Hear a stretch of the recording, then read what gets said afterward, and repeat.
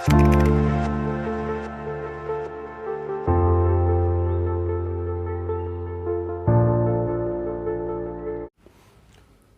दोस्तों, कैसे हैं आप लोग। मैं उम्मीद करता हूं आप लोग बहुत अच्छे होंगे और तैयारी भी आपकी बहुत ज़ोरों चल रही होगी।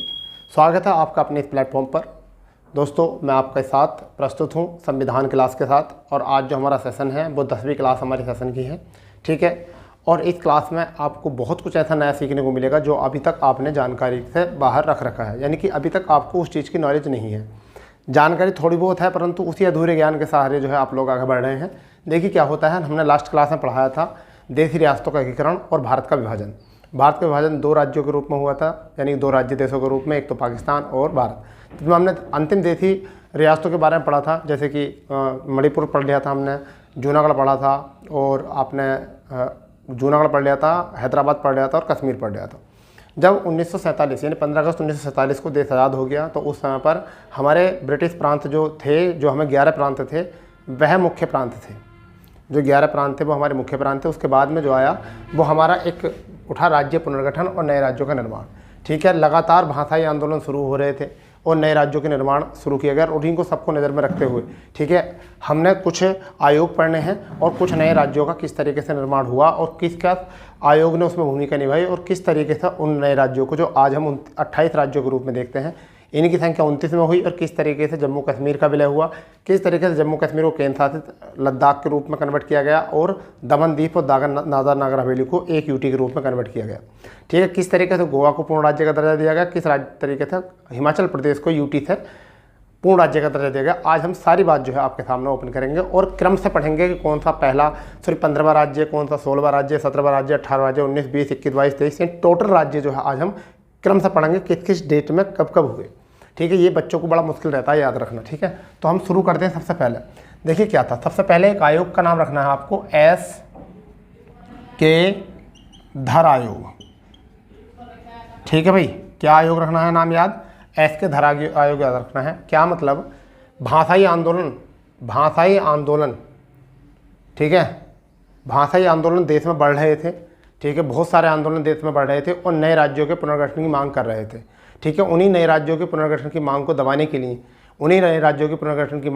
के लिए, भाषाई आंदोलनों को दबाने के लिए जो है इस एस.के. आयोग की स्थापना की गई थी, ठीक है। एक न्यायमूर्ति थे एस.के. उनके द्वारा, ठीक है जी। और जून 1948 में इसकी शुरुआत की गई थी। तब उसने अपनी रिपोर्ट 1948 में प्रस्तुत की, और उसने जो है भाषाई अधिकार को जो है अस्वीकार कर दिया, ठीक है। उस भाषा अधिकार को अस्वीकार कर दिया। फिर उसके बाद में जेवीपी समिति की स्थापना की गई, जो कांग्रेस की समिति थी, 3 कांग्रेस के बड़े नेताओं ने मिलकर शुरू की थी, ठीक है। उसके बाद में आंध्र प्रदेश का किस प्रकार से गठन हुआ, चलो बात करते हैं एक एक करके। और इससे बात करने से पहले जिन भाइयों ने अभी तक चैनल सब्सक्राइब नहीं किया वो चैनल को सब्सक्राइब करें, बेल आइकन दबा दें और नोटिफिकेशन, जिससे कि आपको सभी को पहुँच जाए और सभी लोग अपने भाइयों को जो है शेयर कर दें, ठीक है क्लास। तो चलिए एस.के. आयोग की अगर हम बात करते हैं तो भाषाई आंदोलन द्वारा, यानी क्या, भाषाई आंदोलन, नोट करते रहो, आंदोलन द्वारा, ठीक है, राज्यों में पुनर्गठन की मांग को ध्यान में रखते हुए,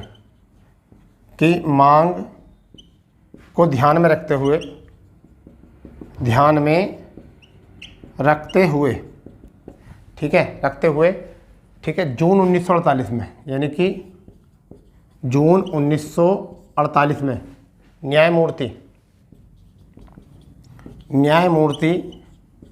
एस.के. ने इसकी स्थापना की। न्यायमूर्ति एस.के. ने स्थापना की और अपनी रिपोर्ट, यानी कि एक भाषाई प्रांत आयोग का गठन किया गया, यानी क्या किया गया, एक भाषाई प्रांत आयोग का गठन, क्या करा गया, प्रांत आयोग का गठन किया गया इसी टाइम पर, ठीक है। और इसने अपनी रिपोर्ट जो प्रस्तुत की, कब की रिपोर्ट प्रस्तुत की बेटा, रिपोर्ट प्रस्तुत की दिसंबर 1948 में, दिसंबर 1948 में इन्होंने अपनी रिपोर्ट प्रस्तुत की। और यहाँ पर जो है क्या था, इसमें इन्होंने अपनी रिपोर्ट में जो कहा, कि विभाजन जो होना चाहिए, यानी कि विभाजन जो होना चाहिए वो भाषा के आधार पर नहीं होना चाहिए।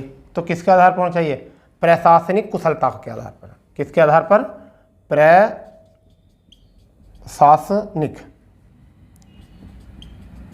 प्रशासनिक कुशलता के आधार पर,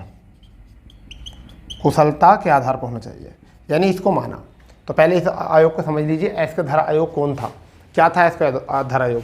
यानी कि भाषाई आंदोलन द्वारा राज्यों के पुनर्गठन की मांग को ध्यान में रखते हुए, ठीक है, सरकार ने जो है जून 1948 में न्यायमूर्ति एस के धर की अध्यक्षता में एक भाषाई प्रांत आयोग का गठन किया, जिसकी रिपोर्ट जो है दिसंबर 1948 में आई। और विभाजन जो किया गया भाषा के आधार पर ना करके, यानी कि राज्यों का पुनर्गठन जो किया जाए वो भाषा के आधार पर ना करके किस पे किया जाए? प्रशासनिक कुशलता देखी जाए। यानी कि प्रशासन की कौन सा प्रशासन कहाँ तक, यानी प्रशासन ने किस में कहाँ पर कुशलता की है, इस चीज़ को देखा जाए। ठीक है, तो ये आपकी हो गई है भाषा, आपका हो चुका है एसके धरा आयोग। इस बात को आप समझ लीजिए, नोट कर लीजिए पूरी तरीके से, की पॉइंट बनाकर। ठीक है, दूसरे आयोग की तरफ चलते हैं। ऐसा हुआ क्या, जब इस आयोग ने अपनी रिपोर्ट प्रस्तुत की, इस आयोग ने, बेटा आप समझ लो इस बात को, इस आयोग ने जब अपनी रिपोर्ट प्रस्तुत की तो हुआ क्या?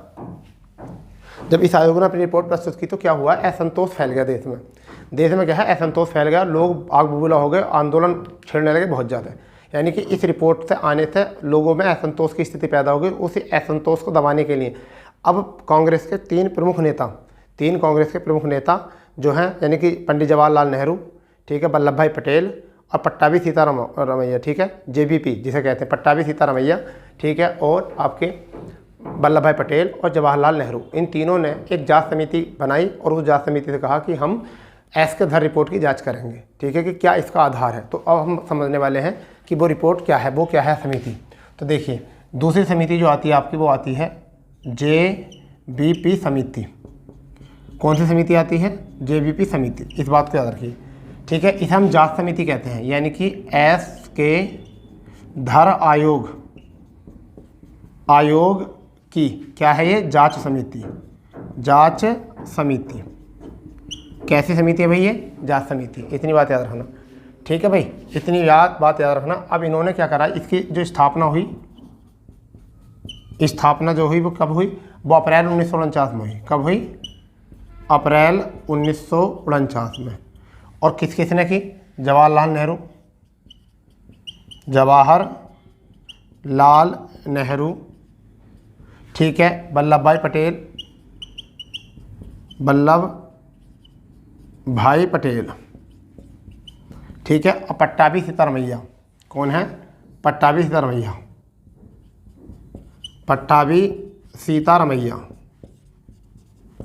ठीक है, पट्टाभी सीतारमैया नाम याद रखना। ठीक है भाई, अब इन्होंने क्या करा कि इन्होंने जो है अपनी रिपोर्ट जो है, जांच रिपोर्ट जो है, सॉरी इसकी जो स्थापना की गई थी इन्होंने 48 में करी थी। इन्होंने 48 में की। अपनी रिपोर्ट जो प्रस्तुत की, वो कब की? अप्रैल 1949 में प्रस्तुत की। ठीक है, और उन्होंने क्या था कि सीधी बात ये थी, इन्होंने भाषाई आधार से जो है राज्यों के पुनर्गठन को इनकार कर दिया। इन्होंने भी अस्वीकार कर दिया। ठीक है, इन्होंने भी अस्वीकार कर दिया। और जब इस तरीके से अस्वीकार कर दिया, ठीक है, पहली अब बात समझ लो। पहले देखिए, क्लास लेना बहुत भारी पड़ रहा है, क्योंकि सीधे शब्दों में बात है कि एक ही दिन में क्लास दोनों शूट करनी पड़नी है। क्योंकि ऐसा है कि कल ईद है, आप सबको पता है, और हम क्लास डेली आपको प्रोवाइड करेंगे। उसके लिए हमें आज ही जो है क्लास आपकी प्रोवाइड करानी पड़ रही है। ठीक है, चलिए तो थोड़ा आराम से काम करते हैं इस क्वेश्चन पर। ठीक है, देखिए क्या था कि पहली जो समिति वो थी एसके धर समिति। उसने क्या करा था, जो असंतोष फैल रहा था देश में, यानी कि प्रांतीय आंदोलनों को लेकर चल रही थी बात कि हम भाषाई आधार पर राज्यों का पुनर्गठन करेंगे, उसको दबाने के लिए उन्होंने रिपोर्ट प्रस्तुत की। उन्होंने प्रशासनिक आधार को ज़्यादा बल दिया। ठीक है, जबकि दूसरे पॉइंट पर अगर हम लेकर आएँ तो दूसरी जेबी कृपलानी ने उसकी जांच करी, परंतु इन्होंने भी अस्वीकार कर दिया अपनी रिपोर्ट में। तो अब क्या हुआ कि आंध्र प्रदेश में जो है आंदोलन ज़्यादा फैल गया, यानी कि तेलुगु भाषी क्षेत्र, मद्रास का जो क्षेत्र था तेलुगु भाषी क्षेत्र, उसको अलग करने के लिए मांग करने के लिए जो है लोगों ने आंदोलन छेड़ दिया। और वहाँ पर 56 दिन पर एक व्यक्ति था, जिसका नाम है आपका पट्टाभी श्री रामालू। ठीक है, एक व्यक्ति कौन थे? पट्टाभी श्री रामालू। ठीक है, उनकी 56 दिन तक उन्होंने भूख हड़ताल की। भूख हड़ताल होने के बाद में 56 दिन तक भूख हड़ताल होने के बाद उनकी हो गई मृत्यु। और जैसे ही उनकी मृत्यु हुई, ठीक है, पीएम जी ने जो है आंध्र प्रदेश के गठन की मांग कर दी। आंध्र प्रदेश के गठन की मांग कर दी। और जैसे ही आंध्र प्रदेश गठन की मांग हुई तो सभी देशों ने, विभिन्न राज्यों ने जो है अपने अपने भाषा के आधार पर जो है पुनर्गठन की मांग कर ली। अब पुनर्गठन के आग बबूला हो गया। अब उसको सहयोग करने के लिए, उसको कोऑपरेट करने के लिए जो है फिर हमने राज्य पुनर्गठन आयोग की स्थापना की। तो उससे पहले भी हमने फजल अली आयोग की स्थापना की 1953 में ही। 1953 में फजल अली आयोग की स्थापना की। उसी चीज़ को जो हम पढ़ने वाले हैं। ठीक है भाई, चलिए इसके बाद में हमने क्या करना है, हमको आंध्र प्रदेश का गठन करना है। ठीक है, किसका करना है, क्योंकि यहाँ तो रिपोर्ट आ गई है, इन्होंने जो है मना कर दिया, अस्वीकार कर दिया। अब बात आती है आंध्र प्रदेश के गठन की। किसकी बात आती है, आंध्र प्रदेश के गठन की। आंध्र प्रदेश का गठन कैसे हुआ समझिए। पहली बात यह है कि मद्रास से तेलुगु भाषा क्षेत्र अलग करने की मांग की। अलग करके अलग नए राज्य की मांग की। नए राज्य की मांग।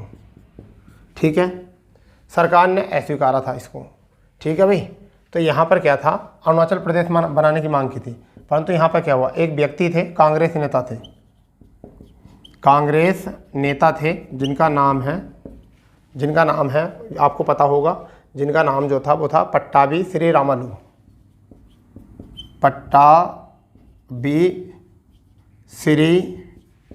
रामालू।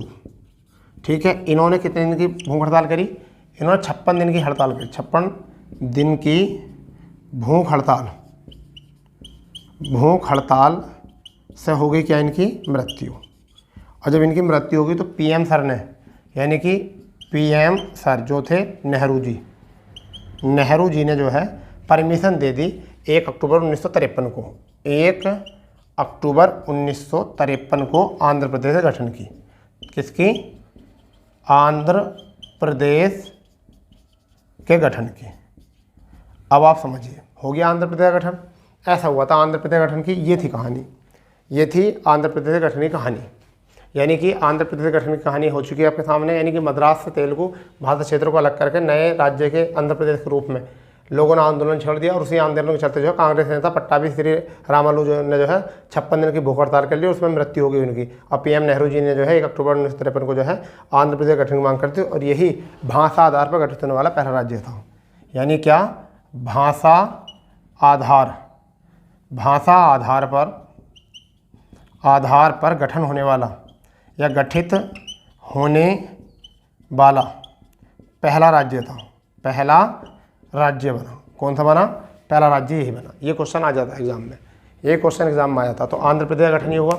अब क्या हुआ कि जब अब आंध्र प्रदेश का गठन हो गया तो सभी देश वाले जो हैं, जो विभिन्न राज्यों वाले जो थे, वो भी आंदोलन छेड़ दिया उन्होंने भाषा आयोग करने के लिए। और इसी बीच जो है फजल अली आयोग की अध्यक्षता में, फजल अली आयोग जिसे हम राज्य पुनर्गठन आयोग करते हैं, उसका स्थापना की गई। तो अब जो हम पढ़ने वाले हैं फजल अली आयोग या राज्य पुनर्गठन आयोग, दोनों बात एक ही है। अब हम जो पढ़ने वाले हैं फजल अली आयोग या राज्य पुनर्गठन आयोग, यानी कि फजल अली आयोग या राज्य पुनर्गठन आयोग। राज्य पुनर्गठन आयोग। अब हम इसे पढ़ने वाले हैं। ठीक है भाई, अब हम इसे पढ़ने वाले हैं, ये ध्यान रखना। ठीक है, क्या था, आंध्र प्रदेश के गठन के बाद विभिन्न देशों में क्या है, क्षेत्रीय आंदोलन हो गए। यानी कि आंध्र प्रदेश के गठन के बाद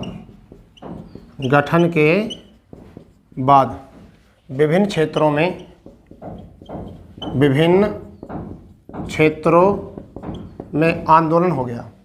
यानी भाषा आधार को लेकर आंदोलन हो गया। ठीक है भाई, आंदोलन हो गया। और 1953 में इन्हें दबाने के लिए 1953 में किसने, 1953 में फजल अली की अध्यक्षता में, फजल अली की अध्यक्षता में गठन किया गया। इस आयोग का क्या किया गया, इस आयोग का गठन किया गया। और इसके अन्य सदस्य कौन कौन थे, अन्य सदस्य की बात करें तो एक थे हृदयनाथ कुंजलू, हृदयनाथ हृदय नाथ कुंजलू, कुंजलू थे। दूसरे व्यक्ति जो थे वो कौन थे? के.एम. पडिक्कर, के.एम. पडिक्कर, ये इसके अन्य सदस्य थे, अन्य सदस्य थे। इन्होंने क्या बताया? इन्होंने आधार बताया। इन्होंने अपनी रिपोर्ट जो प्रस्तुत की, कब की? ये भी एग्जाम में आता है। रिपोर्ट प्रस्तुत की 1955 में। कब की अपनी रिपोर्ट प्रस्तुत? 1955 रिपोर्ट प्रस्तुत की। और इन्होंने 3-4 आधार बनाए कि जनतंत्र होना चाहिए, संस्कृति एकता होनी चाहिए भारत में, ठीक है, भारत का विवेक होना चाहिए। इन्होंने 3-4 रिपोर्ट दी, परंतु अंततः क्या हुआ कि उनके आधार से नहीं किया गया। परंतु इस आयोग ने जो मांग की, इस आयोग ने बताया कि 16 राज्य, इसने इस रिपोर्ट के अनुसार क्या बना कि भारत में 16 राज्य, 16 तो राज्य बनने चाहिए, परंतु और 3 यूटी, 3 यूटी बनने चाहिए। कितने? 16 राज्य और 3 यूटी। परंतु 1 नवंबर 1956 को 14 तो राज्य बने, 14 राज्य बने और 6 यूटी बनी, यानी कि यूनियन टेरिटरी। 6 यूटी बनी, यानी 6 केंद्र शासित राज्य बने और 14 राज्य बने राज्य पुनर्गठन आयोग के अनुसार। तो ये तो 14 राज्य है, ठीक है भाई। हमने 14 राज्य का गठन किया कब से? जो 11 प्रांत थे उनमें से कितने हो गए थे? 14 राज्य हो गए थे और 6 यूटी हो गए थे। अब कहानी है नए राज्यों के लिए, यानी कि अब 15 राज्य कौन बना, 16 राज्य कौन बना, अब हम उस पर बात करने वाले। अब है एग्जाम में आने वाली बात बहुत ज़्यादा है। अभी ये तो आयोग चल रहे थे, अब जो है एग्जाम में आने वाली बात है, उनको जल्दी जल्दी नोट करते रहो आप, ठीक है, जिससे ही क्लास आपकी ज़्यादा लंबी ना पहुँचे, जिससे कि आपकी क्लास ज़्यादा लंबी ना पहुँचे बेटा, ठीक है। चलिए हम बात करने वाले हैं, इसी में थोड़ा इंक डाल लेते हैं, जिससे कि आपको भी अच्छा दिखे और हमें भी लिखने में थोड़ा सा अच्छा लगे, ठीक है।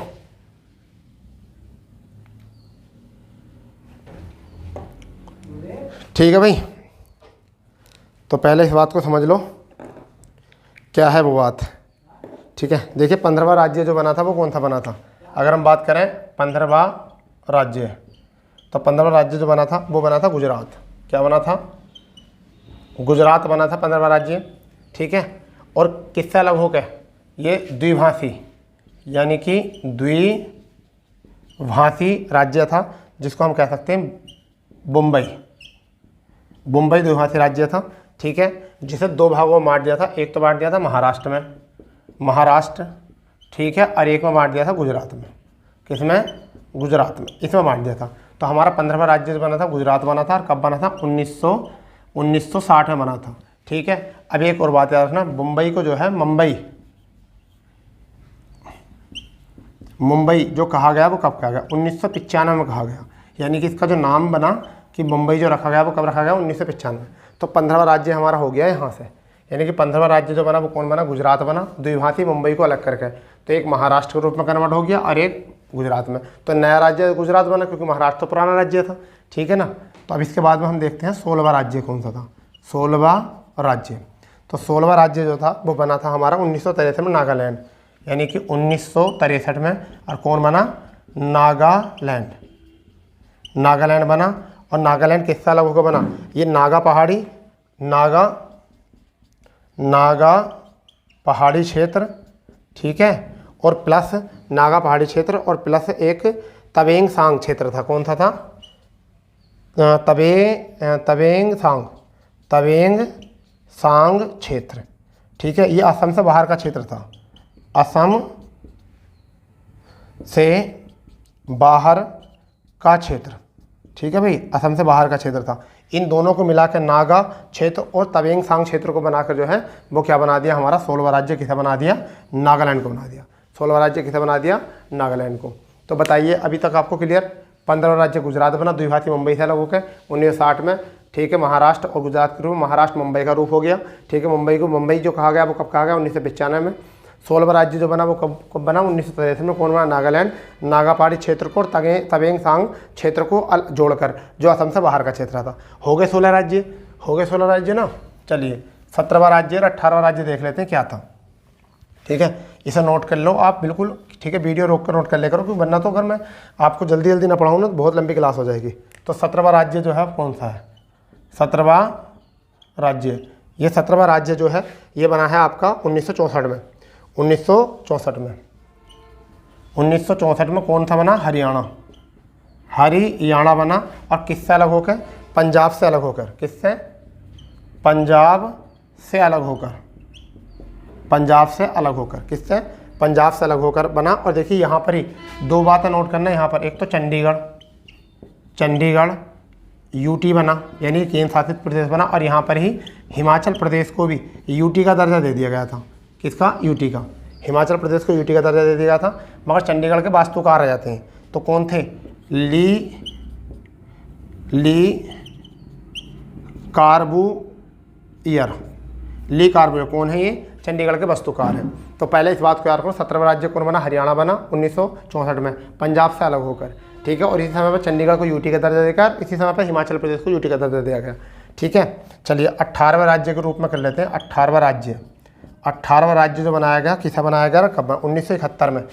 1971 में हिमाचल प्रदेश जो ये वाला था, इसको हिमाचल प्रदेश को पूर्ण राज्य दर्जा दे दिया, पूर्ण राज्य दर्जा। तो 18 राज्य कौन बन गया? पूर्ण राज्य दर्जा बन गया। ठीक है, आगे बात समझ में। अब बात करते हैं 19वां राज्य। 19वां राज्य 1972 में। 1972 में क्या बना? मणिपुर। ठीक है, 20वां राज्य की अगर हम बात करें, 20वां राज्य ये भी 1972 में। 1972 में कौन बना? त्रिपुरा। कौन बना? त्रिपुरा बना। ठीक है भैया, त्रिपुरा बना। 21वां राज्य की बात करें हम यहाँ पर, 21वां राज्य कब बना? ये भी 1972 में बना। कब बना? 1972 में।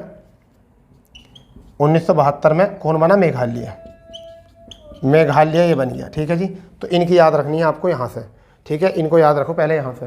17वां राज्य कौन बना? हरियाणा, पंजाब से अलग होगा, चंडीगढ़ यूटी।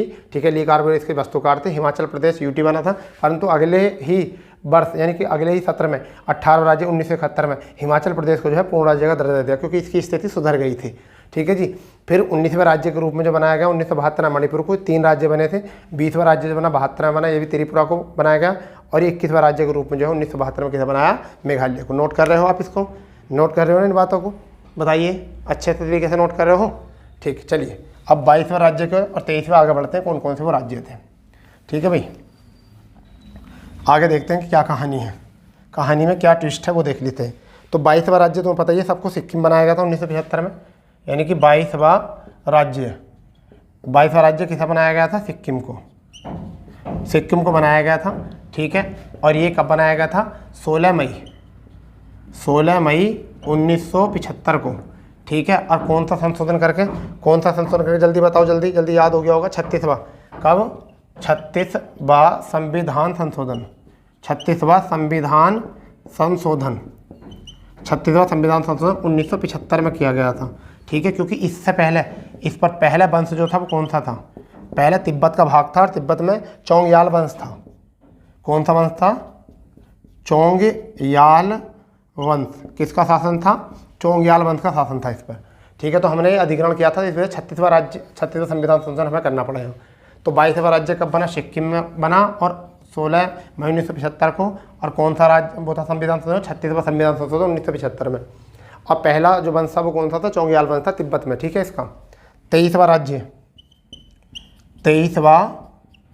राज्य की अगर हम बात करें तो कौन सा बना था? 23वां राज्य बना 1987 में। तो 1987 में 24वां राज्य बना 1987 में।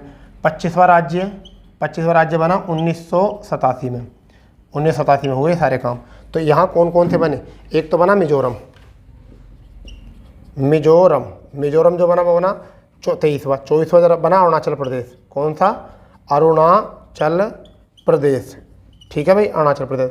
और इसे बनाएगा गोवा को यहाँ पर। और गोवा को कौन सा संशोधन किया गया था? यहाँ पर पूर्ण राज्य का दर्जा दिया गया था। पूर्ण राज्य का दर्जा दिया गया। 71 बन गया था ना ये भी वैसे, तो पूर्ण राज्य का दर्जा दिया गया था 56वें संविधान संशोधन द्वारा।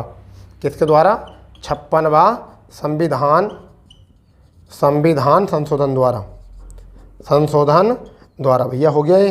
56वें संविधान संशोधन द्वारा 1987-88 आ जाता है एग्जाम में। ठीक है भाई, 86 भी कई बार दे देते हैं। तो ये हो गए हमारे कौन कौन से राज्य?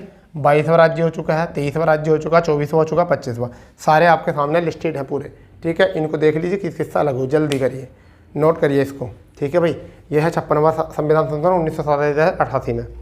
क्लियर? चलिए अब हम नेक्स्ट करते हैं।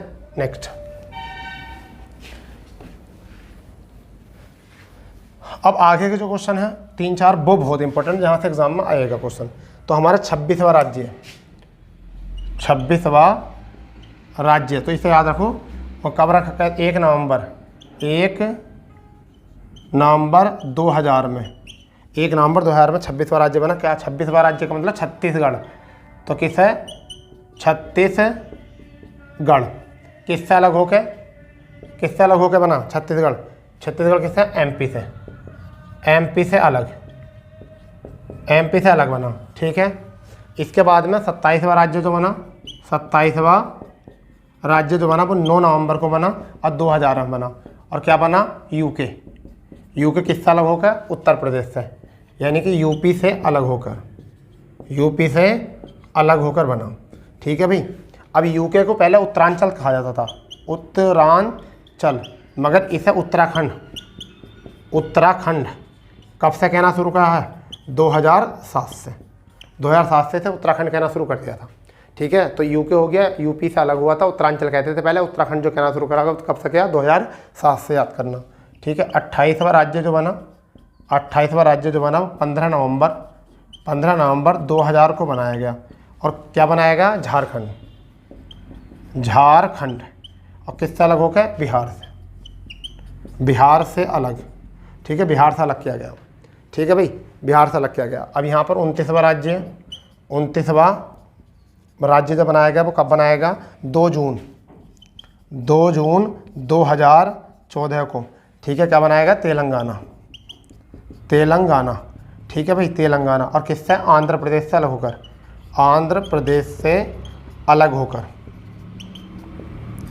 अलग होकर बना दिया गया, आंध्र प्रदेश से अलग होकर, ठीक है। हैदराबाद इसकी संयुक्त राजधानी है 2024 तक, ठीक है। अमरावती आंध्र प्रदेश की राजधानी क्या कहती है? प्रस्तावित कर दी गई है, ठीक है। पहली प्राचीन राजधानी जो थी आंध्र प्रदेश की कुर्नूल थी। क्या थी? कुर्नूल, ठीक है। विशाखापत्तनम जो है इनकी बंदरगाह राजधानी है, ठीक है। तो ये भी याद रख लेना।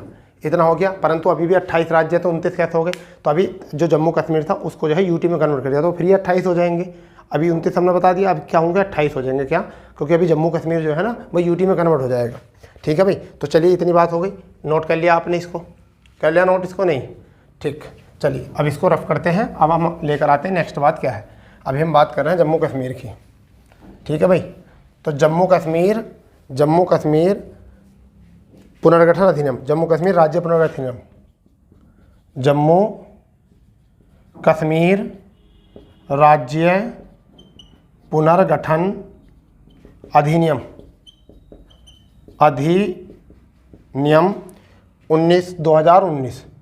2019 में, ठीक है। 2019 में क्या करा गया है? इस अधिनियम के अंतर्गत जो है 31 अक्टूबर, कौन सी डेट है? 31 अक्टूबर 2019 को क्या कर दिया गया? जम्मू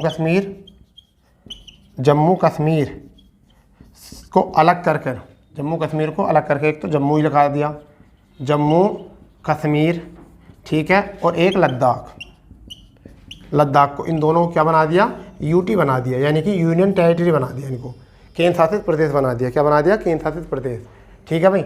एक और लिख लेना, दादर नागर हवेली व दमन दीप राज्य पुनर्गठन राज्य अधिनियम 2020, इसके लिए ये अधिनियम बनाया था 2020। तो इसे क्या करा गया? 26 जनवरी कब? 26 जनवरी 2020 को, 26 जनवरी 2020 को क्या कर दिया गया है? यानी क्या कर दिया गया है? दादर नागर हवेली व दमन व दीप, इन दोनों को एक बना दिया गया, यानी एक यूटी बना दिया है। क्या बना दिया? एक यूटी बना दिया है। तो अब वर्तमान में जो है, अब वर्तमान की अगर हम बात करें तो वर्तमान में 28 राज्य और 8 यूटी हैं, 8 यूटी हैं। इस तरीके से कितने यूटी हैं? 8 यूटी, क्योंकि 9 हो गए थे। अगर हम लद्दाख को, जम्मू कश्मीर को शामिल करते तो 9 हो गए थे, उससे पहले 7 थे, ठीक है। तो 9 हो गए थे, तो अब एक कम हो गया। क्या हो गया? एक दमनदीप का एक खत्म हो गया यहाँ से। तो कितने हो गए जी आपके?